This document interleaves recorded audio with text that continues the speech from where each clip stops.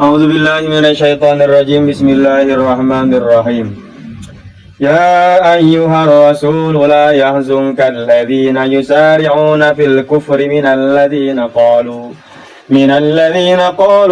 amanna bi afwahihim wa lam tu'min qulubuhum wa minal ladzina hadu samma'una lil kadhibi samma'una liqaumin akharina lam ya'tuk yuharrifuna al-kalima min ba'di mawadhi'i yaquluna in utitum hadha fakhudhuhu wa illam tu'tauhu fahdharu wa man yuridillahu fitnatahu falan tamlika lahu minallahi syai'a ulaika alladhina lam yuridillahu an yutahhira qulubahum lahum fid dunya khizyun wa lahum fil akhirati 'adzabun 'adzim.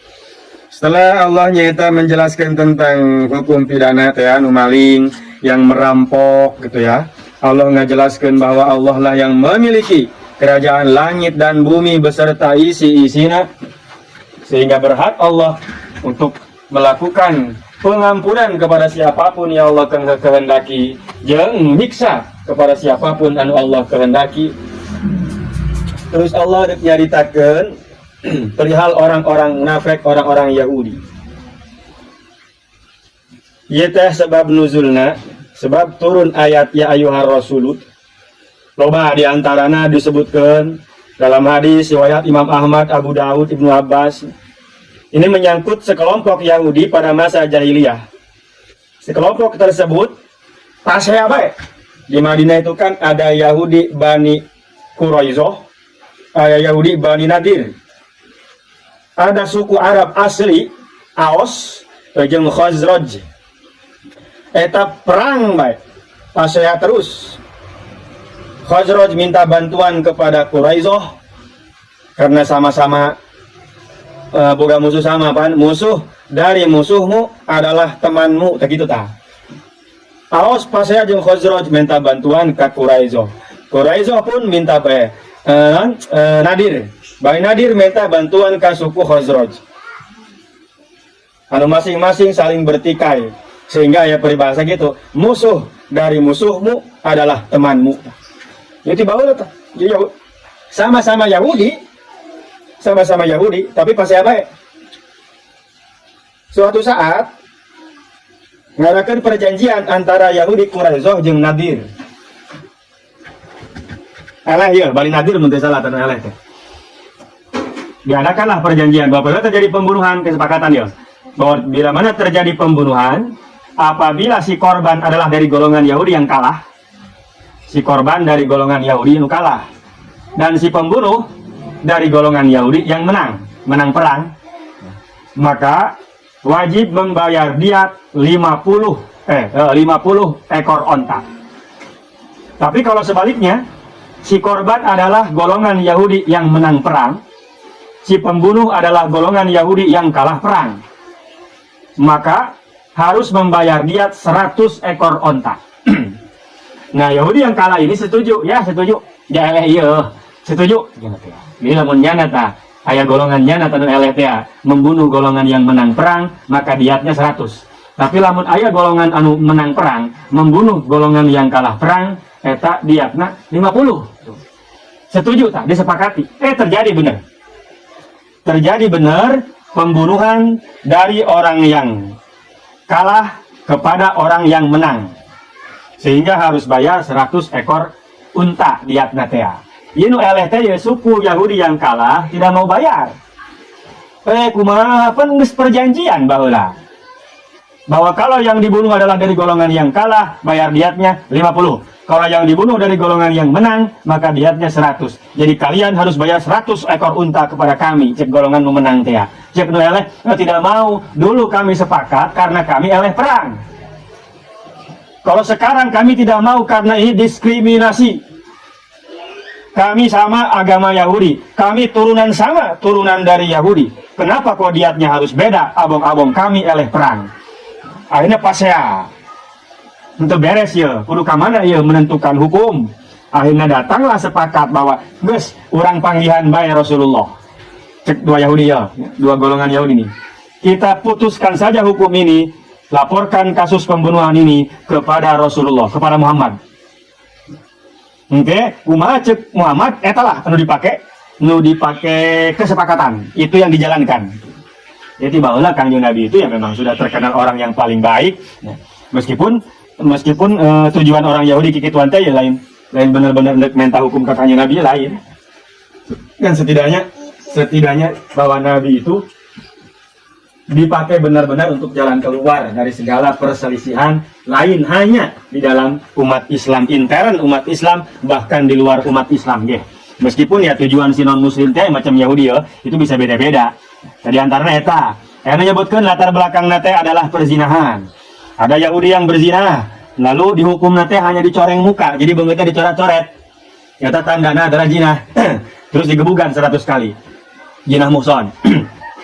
Jadi mukanya dicoret-coret pakai areng, terus digebukan. Terus akhirnya nanya, tidak begini hukum Taurat. Akhirnya ditanya ke Kangjeng Nabi, "Sari dia nu pinter Taurat?"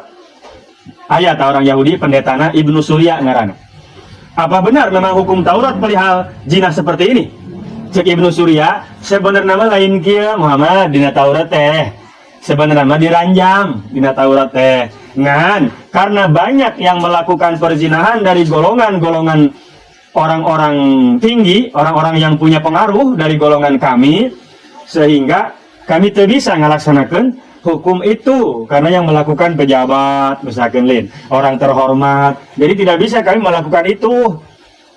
Akhirnya lamun anak pejabat baik ente dikitukeun, ente diranjam. Lamun anak golongan biasa karak diranjam. Akhirnya merasa tidak adil. Karena merasa tidak adil, kumpullah orang Yahudi bikin hukum baru. Ya kumaha carana ieu urang supaya hukum teh sama bagi yang tinggi maupun yang rendah, jangan tajam ke bawah, tumpul ke atas. Akhirnya nyieun hukum sorangan bahwa yang berzina dari golongan manapun eta dicoret-coret mukana pakai areng lalu dipukulin 100 kali. Eta hukum menang nyieun sorangan. Tidak sesuai Taurat karena naon? Karena awalnya gitu. Tah, turunlah ayat ieu. Jadi loba lah macam-macam.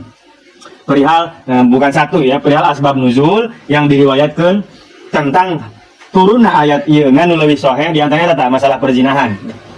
Hukum dirubah dalam Taurat. Cek Allah ya ayyuhar rasul la yazunka alladziina yusari'una fil kufr. Wahai Rasul, Allah tidak pernah memanggil Nabi dengan panggilan Muhammad. Pasti dengan pangkatnya. Hanya ayat di mana tah? Satu surat untuk salah satu ayat yang Allah memanggil Muhammad. Rata-rata panggilan dalam Quran Allah kepada Kangjeng Nabi adalah ya ayyuhan nabiyyu. Kecuali dua tempat yaitu ya ayyuhar rasul di Al-Maidah ieu. Al-Maidah nu ieu nya, jeung Al-Maidah di hareup tah aya. Panggilan dengan ya Rasul. Tidak ada panggilannya Muhammad, beda dengan Nabi saja. Kalau Nabi yang lain Allah kadang manggil dengan bahasa ya Musa, ya Isa, ya Yahya khudil kitaba biquwwah.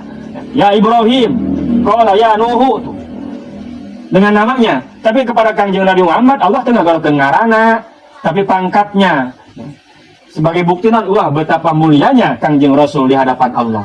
Sehingga diajarkan umat nage jangan memanggil Rasul seperti memanggil sebagian di antara kalian. Maka bahasakeun urang geun dina sholawatnya. Allahumma sholli ala sayyidina Muhammad. Eta teh penghormatan. Ngapain pakai sayyidina? Ih, penghormatan eta teh. Itu masalah. Diadakan dipakekeun lafaz sayyidina ge, itu penghormatan. Wong keluarga Nabi sendiri, istrinya sendiri tidak pernah memanggil dengan bahasa panggilan nama. Pasti ngagorokeunna ya Rasulullah. Pangkatnya yang disebut. Wahai Rasul, cek Allah, jangan membuatmu sedih kelakuan orang-orang yang bergegas dalam kekafiran. Bergegas dalam kekafiran. Yufil kufri, ya. Lain ilal kufri. Kita menandakan bahwa mereka terjerumus sangat dalam ke jurang kekafiran. Yaqauna fihi bisur'atin ayazaluna idza wajadu fursatan tu. Maksudnya buru-buru dalam kekafiran teh, mereka mengerjakan itu dengan buru-buru, menjelaskan ketika ayat kesempatan langsung melakukan kekafiran teh. Awas, ulahnya sedih. Jangan mereka menjadikanmu sedih. Bersegera dalam kekafiran, menolak taat kepada Allah jeung Rasulna, lebih memprioritaskan pendapat jeung hawa nafsuna doang. Eta ngaranna jelema nu bergegas dalam kekafiran. Ketika ayat kesempatan langsung dipakai, yaitu terpikir panjang. Karena sebenarnya mereka kafir mereka. Saya teteh minal ladzina qalu amanna bi afwahim wa lam tu'min qulubuhum, yaitu min lil bayan ba'id wa bayin wa betadi fil amkinah bimin wa qantati libadil azminah. Min nyatana tina sakabeh jalma, orang-orang yang mengatakan beriman hanya disungut doang. Lidahnya berkata kami beriman, tetapi walam tu'min qulubuhum, hatena mah henteu, yaitu humul munafikun. Orang-orang munafik. Jadi cek kangjeng cek Allah, ulah sedih Muhammad. Cek Allah, ulah sedih wahai Rasul atas kelakuan orang-orang munafik, yang kelakuan mereka itu segera menuju kepada kekafiran yang lebih dalam lagi. Dalam artian ketika punya kesempatan untuk tidak taat kepada Rasul, untuk tidak taat kepada Allah, buru-buru ya dilakukan ketidaktaatan teh. Ya terjadi munafik anu ngomong nama iman tapi hatinya henteu. Ulah diilahnya sedih. Karena Nabi kan sangat sayang sama umatnya. Jika Allah, nu kitu ulah dijieun pikiran.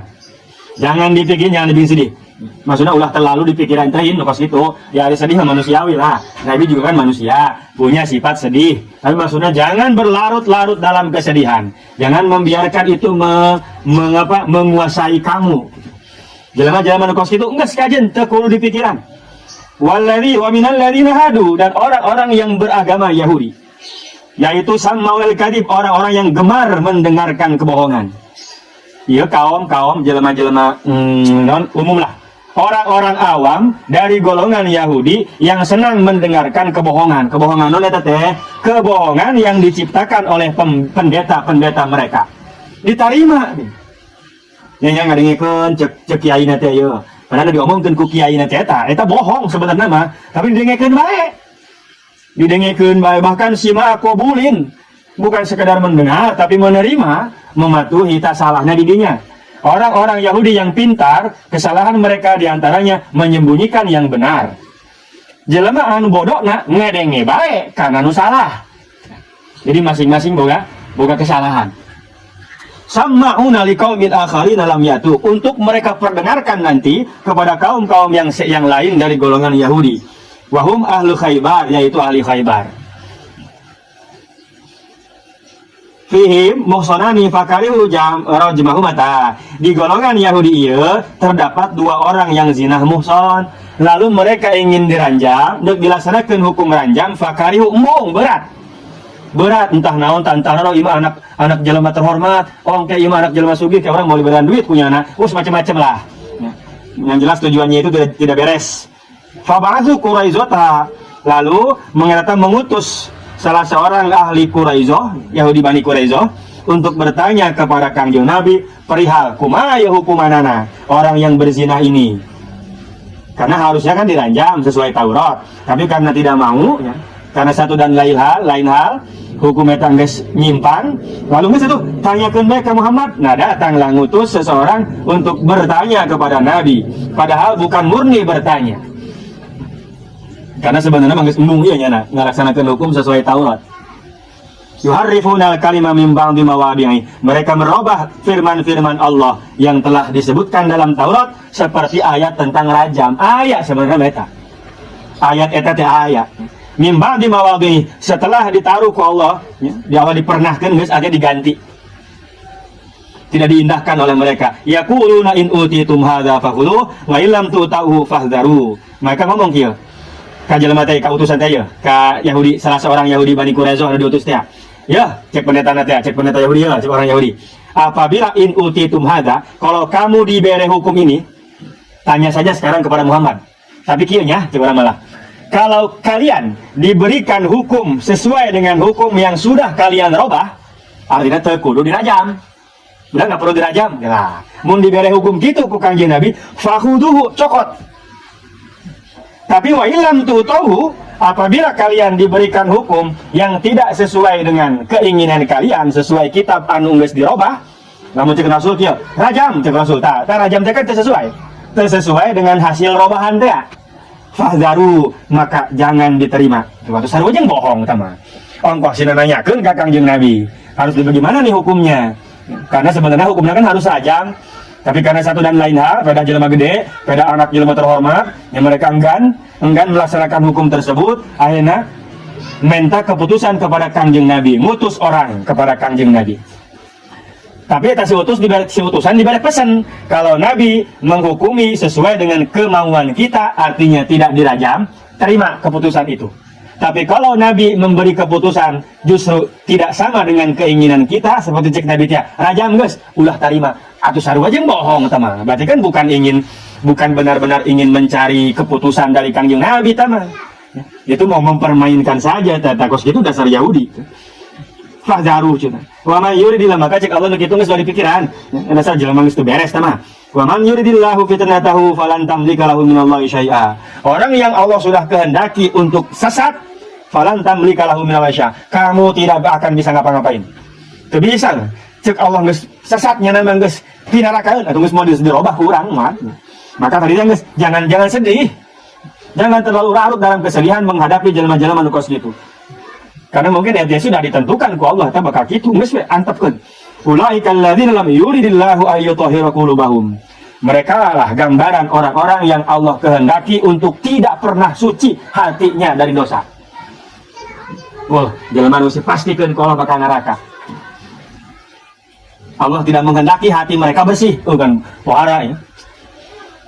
Minal kufri itu dari kekufuran. Sebab lamun dikehendaki ku Allah, daeknya nah. Itu tadi teh kamari teh bahwa tobat itu bukan tobat dulu baru diampuni, tapi diampuni dulu baru bisa tobat sebenarnya mah. Terus yang iya, kita sareng pastikan ku Allah. Hendak sesat atau nanya ke Kangjeng Nabi, tapi mau dipakai ya lamun cocok sesuai dengan keinginan hawa nafsu, baru dipakai. Kalau tidak jangan, udah sareng yang bohong tuh.